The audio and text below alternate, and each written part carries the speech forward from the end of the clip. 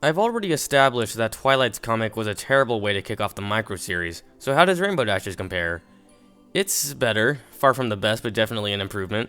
Right off the bat, the art actually looks finished. There's a reasonably wide color palette, and every panel has a background. I can't believe I have to point out something as trivial as that.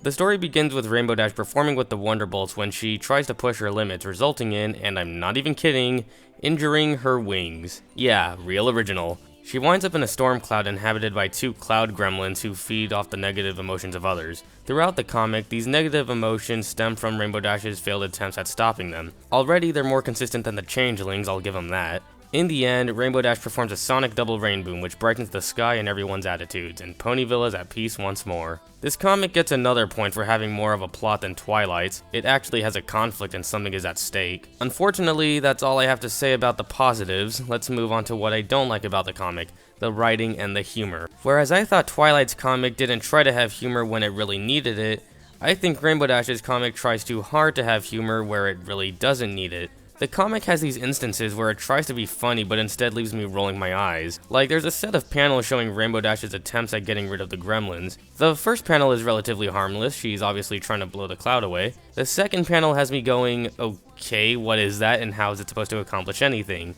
Then in the third panel, she's building a fortress out of Legos? If she can't take this situation seriously, how am I supposed to? Even the dialogue is plagued by this problem. Sometimes Rainbow Dash throws in another sentence when she really should have stopped. This leads to awkward one-liners like, "This is more frustrating than the time I had to clip your toenails, Tank," and "It's a cloud, it's not like I'm fighting a ninja monster made of algebra and tangled wire hangers." Well, what is that even a reference to? And what does it have to do with anything?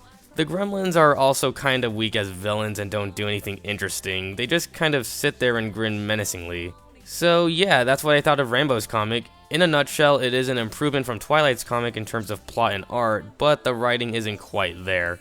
It's very average and feels like a fanfic writer decided to write some fluff about Rainbow Dash saving the day while showing off his vocabulary with the news pony. Speaking of which, what's with the TV news segments? It doesn't make any sense. Whatever. I give this comic a 3 out of 5.